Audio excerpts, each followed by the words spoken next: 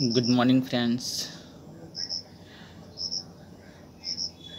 आइए आज हम लोग साइंस की सीरीज को आगे बढ़ाते हैं और आज हम लोग का टॉपिक्स रहेगा कि प्रमुख उपकरणों द्वारा ऊर्जा का रूपांतरण, यानी कि जितने भी उपकरण हैं वह किस ऊर्जा को किस प्रकार की ऊर्जा में रूपांतरित करते हैं, इसके बारे में हम लोग आज चर्चा करेंगे। पहली हमारी क्वेश्चंस मिलेगी कि विद्युत बल्ब जो होता है वह विद्युत ऊर्जा को किस ऊर्जा में परिवर्तित करता है, तो प्रकाश ऊर्जा में परिवर्तित करता है, अर्थात रूपांतरित करता है। विद्युत बल्ब विद्युत ऊर्जा को प्रकाश ऊर्जा में रूपांतरित करता है। विद्युत हीटर विद्युत ऊर्जा को ऊष्मा ऊर्जा में रूपांतरित करता है। ऊष्मा ऊर्जा समझ रहे हैं, हीटर जब आप गर्म होता है तो ऑलरेडी उससे ऊष्मा आपको रिलीज होता है, इसलिए विद्युत ऊर्जा को यूज करता है और उसको ऊष्मा ऊर्जा में रूपांतरित कर देता है। तीसरी है कि लाउड स्पीकर आपको विद्युत ऊर्जा को ध्वनि ऊर्जा में कन्वर्ट कर लेता है, रूपांतरित करता है। विद्युत मोटर विद्युत ऊर्जा को यांत्रिक ऊर्जा में रूपांतरित करता है। डायनेमो यांत्रिक ऊर्जा को विद्युत ऊर्जा में कन्वर्ट करता है। तो विद्युत मोटर और डायनेमो ये दोनों बहुत कन्फ्यूजन्स वाले हमारे डिवाइस है और एग्ज़ाम में हमेशा क्वेश्चन से दिए जाते हैं कि विद्युत ऊर्जा को यांत्रिक ऊर्जा में कौन सा डिवाइस से रूपांतरित करता है, तो विद्युत मोटर हो जाएगा। डायनेमो जब की बात किया जाएगा वह यांत्रिक ऊर्जा को विद्युत ऊर्जा में कन्वर्ट करता है। मोमबत्ती आपको रासायनिक ऊर्जा को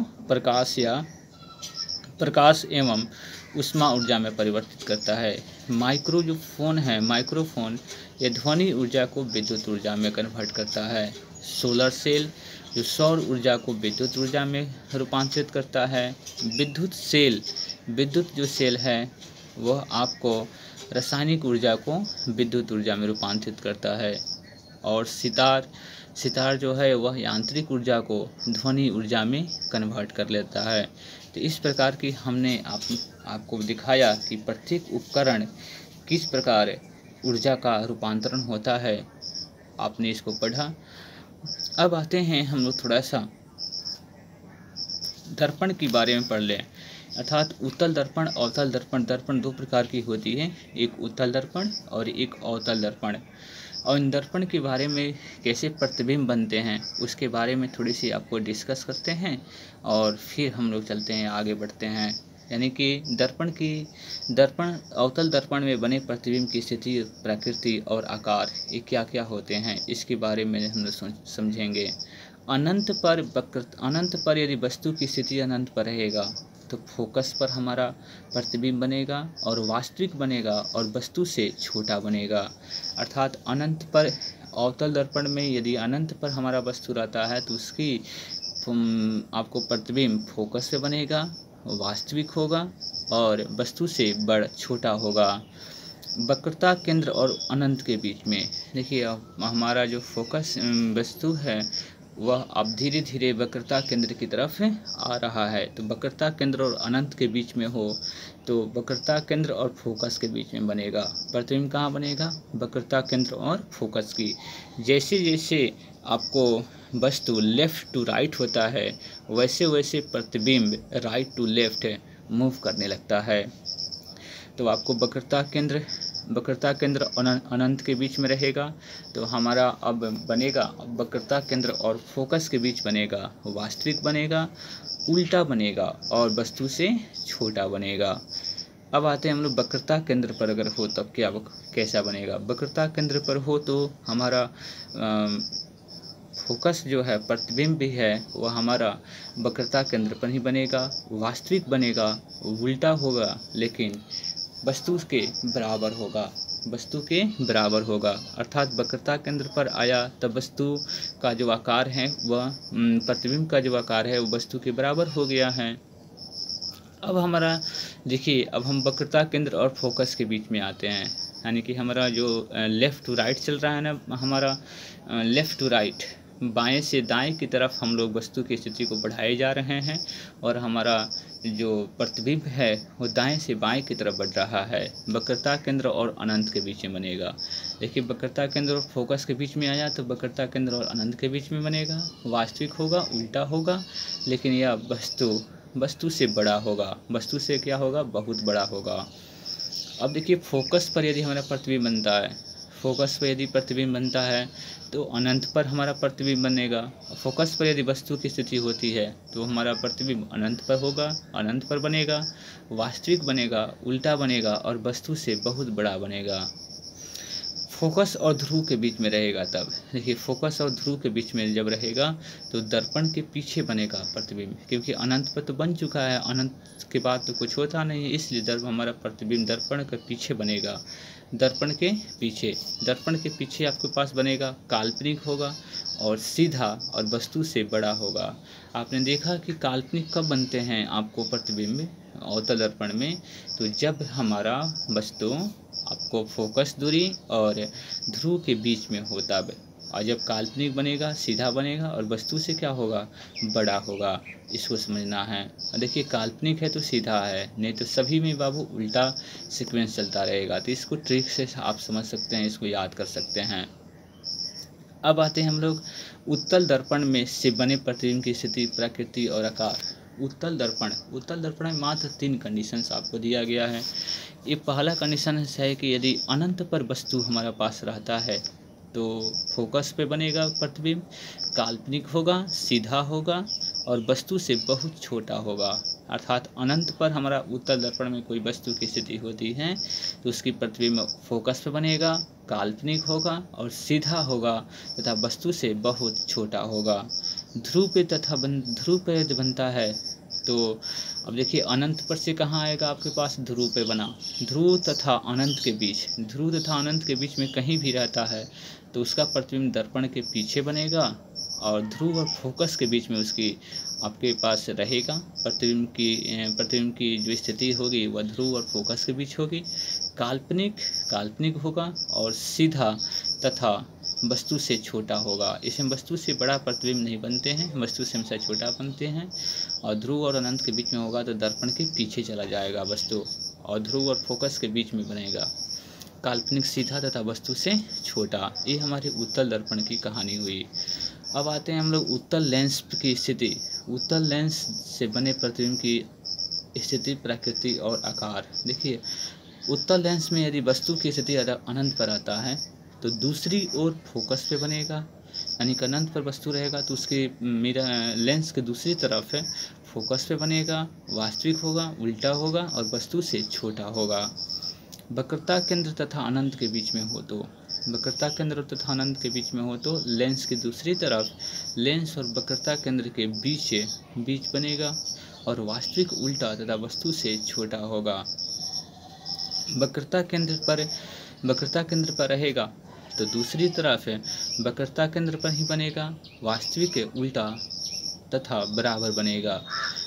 वक्रता केंद्र तथा फोकस के बीच में रहता है तब कहाँ प्रतिबिंब बनता है, वक्रता केंद्र तथा फोकस के बीच में। तो लेंस की दूसरी तरफ अनंत और वक्रता केंद्र के बीच होगा, वास्तविक उल्टा और वस्तु से बड़ा होगा। फोकस पे यदि प्रतिबिंब रहता है तो दूसरी तरफ अनंत पे बनेगा, वास्तविक होगा, उल्टा होगा और वस्तु से बड़ा होगा। फोकस तथा लेंस के बीच में रहता है तो वस्तु की ओर काल्पनिक, सीधा और वस्तु से बड़ा बनेगा। इस प्रकार की स्थिति हमने उत्तल लेंस के बारे में पढ़ा और उत्तल लेंस की हर एक क्राइटेरिया के बारे में समझे। आइए हम चलते हैं अब प्रमुख उत्प्रेरक या उनके उपयोग। उत्प्रेरक क्या होते हैं, तो उत्प्रेरक आपके पास ये होते हैं कि जब भी हम रिएक्शंस होता है, किसी चीज़ का फॉर्मेशंस होता है तो वह रिएक्शंस को क्या करते हैं, दर को घटाते हैं या दर को बढ़ा देते हैं। यानी कि वैसा मटेरियल्स जो अभिक्रिया की दर को बढ़ाता है या घटाता है उसको उत्प्रेरक कहते हैं। तो उत्प्रेरक में आइए हम लोग क्वेश्चन एग्जाम में रहते हैं कि अमोनिया गैस बनाने की हैबर विधि में किस प्रकार के उत्प्रेरक का यूज करते हैं। तो अमोनिया गैस से बनाने की हैबर विधि में लौह चूर्ण की उत्प्रेरक का यूज करते हैं। अमोनिया गैस बनाने की हैबर विधि में कौन सा उत्प्रेरक यूज करते हैं, तो लौह चूर्ण। दूसरी है कि सल्फ्यूरिक अम्ल बनाने की संपर्क विधि में सल्फ्यूरिक अम्ल H2SO4 सल्फ्यूरिक अम्ल बनाने की संपर्क विधि में हम लोग प्लेटिनियम चूर्ण का यूज करते हैं।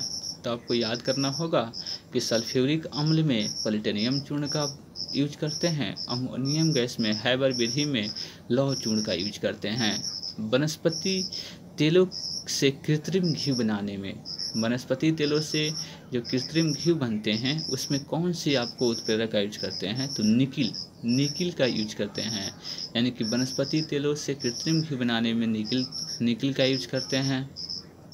क्लोरीन गैस से बनाने की डिकान विधि में हम लोग क्यूप्रिक क्लोराइड का यूज करते हैं। यानी कि आपको याद करना होगा कि क्लोरीन गैस बनाने की डिकान विधि में किसका यूज करते हैं, तो क्यूप्रिक क्लोराइड का यूज करते हैं। अल्कोहल से ईथर बनाने की विधि में गर्म एल्यूमिना का यूज करते हैं। गर्म एल्यूमिना उत्प्रेरक का हम लोग यूज करते हैं कब, अल्कोहल से ईथर बनाने में। तो इस प्रकार की आपने उत्प्रेरक को देखा और इनके उपयोग को भी देखें। इस प्रकार के क्वेश्चन एग्जाम में आपको रहते हैं और यह हम लोगों को यदि फॉर्मेशन से याद कर लेते हैं, रिपीटेशंस आपको रिवाइज बहुत ज़रूरी होता है। आइए हम चलते हैं बाबू बहुत इम्पोर्टेंट टॉपिक्स की तरफ, जिसका टॉपिक्स का नाम होगा कि प्रमुख उपकरण और उनके कार्य। कौन से उपकरण हैं जिसका कार्य क्या क्या होता है, उसके बारे में हम लोग पढ़ेंगे। अल्टीमीटर ऊंचाई का मापक होता है। अल्टीमीटर से क्या मापते हैं आप, ऊंचाई की माप को हम लोग अल्टीमीटर कहते हैं। ऊंचाई जो भी आपको इंस्ट्रूमेंट यदि मापता है तो उसको अल्टीमीटर कहते हैं। वायुमंडलीय दाब की माप कौन करता है, तो बैरोमीटर करता है। वायुमंडलीय दाब की माप बैरोमीटर करता है। हृदय गति की जांच उसको क्या बोलते हैं, कार्डियोग्राम बोलते हैं। कार्डियोग्राम यानी कि हृदय गति की जांच कार्डियोग्राम द्वारा होता है। हाइड्रोमीटर द्रव की अपेक्षित घनत्व की माप किसके रहते हैं, हाइड्रोमीटर से। आपको हाइड्रोमीटर आपको बिल्कुल याद हो जाएगा, इसमें जल है ना द्रव है, इसलिए हाइड्रो याद कर लीजिएगा। गैसों के दाब की माप मैनोमीटर, और केवल वायुमंडलीय दाब रहेगा तो बैरोमीटर। गैसों का दाब मैनोमीटर और वायुमंडलीय दाब रहेगा तो बैरोमीटर। वर्षा के मापक को क्या बोलते हैं, रेन गेज बोलते हैं। क्या बोलेंगे सर, रेन गेज। उसके बाद भूकंप की तीव्रता को मापने वाले यंत्र क्या कहलाता है, रिएक्टर स्केल कहलाता है। दूध की शुद्धता को मापक करने वाले यंत्र को लैक्टोमीटर कहते हैं। दूध की शुद्धता की माप कौन करता है, तो लैक्टोमीटर। समुद्र की गहराई को माप कौन करता है, तो फैदोमीटर। इस इंस्ट्रूमेंट को क्या बोलते हैं, फैदोमीटर। हवा की शक्ति और गति की माप कौन करता है, तो एनीमोमीटर। हवा की शक्ति और गति की माप एनीमोमीटर करता है। वायुमंडल में आर्द्रता की माप, वायुमंडल में कितनी नमी है उसकी माप करने के लिए हाइग्रोमीटर का यूज करते हैं। हाइग्रोमीटर वायुमंडल की आर्द्रता की माप करता है। भूकंप मापी यंत्र क्या है, देखिए भूकंप की तीव्रता जो है ना उसकी माप रिएक्टर स्केल पर होती है, और भूकंप मापी यंत्र कौन सा होता है, सिस्मोग्राफ होता है। इसको ध्यान रखना होगा। आकाशीय पिंड का कोणीय दूरी की माप, देखिए कोणीय दूरी की माप आपको सेक्सटेंट कहते हैं, इसको सेक्सटेंट आपको यूज करते हैं। विद्युत धारा की माप को हम लोग किसके द्वारा मापते हैं, तो आमीटर के द्वारा। विद्युत धारा की माप आमीटर के द्वारा किया जाता है। पहियों द्वारा तय की गई दूरी को ओडोमीटर कहते हैं। यानी कि देखिएगा जितनी भी हमारी सवारियां हैं उसमें पहिए लगे हुए हैं, जिसके तय करता है दूरी को, उसको ओडोमीटर कहा जाता है। ओडोमीटर। पौधों की वृद्धि की माप कौन करता है, तो इसको बोलते हैं क्रेस्कोग्राफ द्वारा पौधों की वृद्धि की माप की जाती है। विद्युत धारा की प्रबलता की माप किसे कहते हैं, तो गैल्वेनोमीटर से विद्युत धारा की प्रबलता की माप होती है, और विद्युत धारा अमीटर के द्वारा मापा जाता है। विद्युत धारा की प्रबलता जब कहेगा तो गैल्वेनोमीटर्स, और विद्युत धारा केवल कहा जाएगा तो अमीटर हो जाएगा। रक्त दाब का मापक, रक्त दाब का मापक इसको बोलते हैं सिर्फ मैनोमीटर इसको बोलते हैं। रक्त दाब का हम लोग यूज करते हैं, सिर्फ मैनोमीटर इसको हम लोग यूज करते हैं। उच्च ताप मापक, जब आपको डिग्री सेल्सियस जैसे आपको सबसे अधिक अगर टेम्परेचर हो, उसका माप करने के लिए मापने के लिए मापक यंत्र कौन सा होता है, तो पायरोमीटर इसको बोलते हैं। पायरोमीटर से हम लोग उच्च ताप मापक का यूज है, उच्च ताप को हम लोग माप सकते हैं। पानी में ध्वनि की माप, पानी में जब ध्वनि को अगर मापना हो तो इसको हाइड्रोफोन का यूज करते हैं। तो आपको याद रखना होगा कि हाइड्रो जब भी आएगा तो पानी से रिलेटेड होगा, यानी कि पानी में ध्वनि की जब माप करेंगे तो उसको क्या बोलते हैं, हाइड्रोमीटर बोलते हैं। हाइड्रोफोन पानी में ध्वनि की माप को हाइड्रोफोन बोलते हैं। वायुयान या मोटर वोटों की गति की माप, देखिए वायुयान हवाई जहाज की गति या मोटर बोटों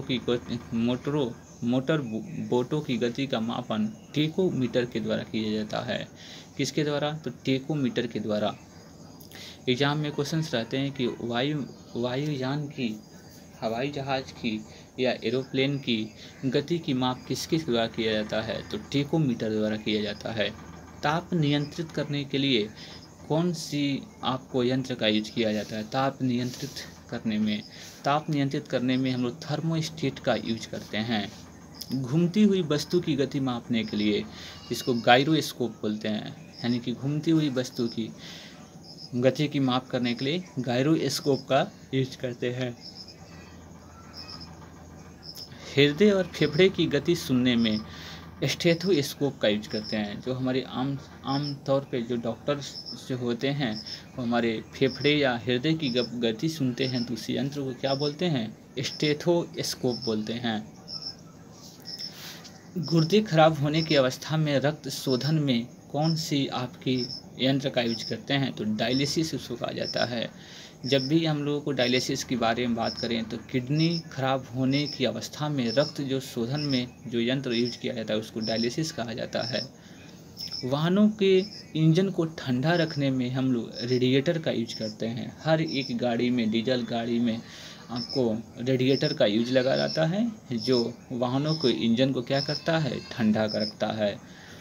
जाइलोफोन, ध्वनि उत्पादन में जाइलोफोन का हम लोग यूज करते हैं। द्रव की निश्चित मात्रा मापने में पिपेट का यूज करते हैं। द्रव की निश्चित मात्रा मापने में किसका यूज करते हैं, पिपेट का। हृदय स्पंदन में किसका यूज करते हैं, तो पेसमेकर का। पेसमेकर आपको किससे संबंधित है, तो हृदय स्पंदन की गति को मापने से संबंधित है। क्रोमोमीटर का अर्थ होता है जलयानों पर समय का सही पता लगाने के लिए क्रोमोमीटर का यूज करते हैं, यानी कि जो सी पोर्ट होते हैं उस पर समय का सही पता लगाने के लिए कौन सा यंत्र का यूज करते हैं, तो उसको बोलते हैं क्रोमोमीटर। आपको कृत्रिम मौसम का निर्माण करने में साइट्रोन टन का यूज किया जाता है। कृत्रिम मौसम का निर्माण करने के लिए साइट्रोटन का यूज करते हैं। दूर की वस्तु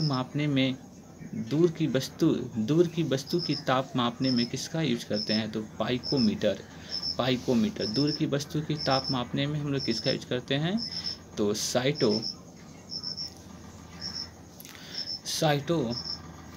साइट्रोमीटर का यूज करते हैं। उसके बाद हम लोग काम करेंगे साइट्रोमीटर। दूर की वस्तु की ताप मापने में हम लोग किसका यूज करते हैं, पाइकोमीटर का। देखिएगा, कृत्रिम मौसम को निर्माण करने के लिए हम लोग साइट्रोटन का यूज करते हैं। दूर की वस्तु की ताप मापन में पाइकोमीटर का यूज करते हैं। आवर्तित गति कर रही वस्तुओं की वेग मापने में स्ट्रेबोस्कोप का यूज करते हैं। स्ट्रेबोस्कोप का बातचीत रिकॉर्ड करने में तथा पुनः सुनने में, जो किसी चीज़ की अगर रिकॉर्डिंग करना है जिस बात को, और फिर उसको अगर सुनना चाहते हैं तो उसके में यूज हम लोग करते हैं डिक्टाफोन का यूज करते हैं। डिक्टाफोन ऐसा होता है जो हम लोग उससे किसी चीज़ को रिकॉर्ड किए गए आवाज़ को फिर से सुनने के लिए हम लोग डिक्टाफोन का यूज करते हैं। विद्युत ऊर्जा संग्रह में विद्युत ऊर्जा संग्रह में कौन से यंत्र का यूज करते हैं? इक्यूमुलेटर इसको यूज करते हैं। विद्युत धारा की दिशा बदलने में कौन सी आपको यंत्र का यूज करते हैं? तो कोम्यूटेटर विद्युत धारा की दिशा बदलने में यूज करते हैं। गाड़ी द्वारा तय की गई दूरी अभिलिखित करने में किसका यूज करते हैं? गाड़ी द्वारा तय की गई दूरी को अभिलिखित करने के लिए ओडोमीटर का यूज करते हैं। किसकी यूज करते हैं सर?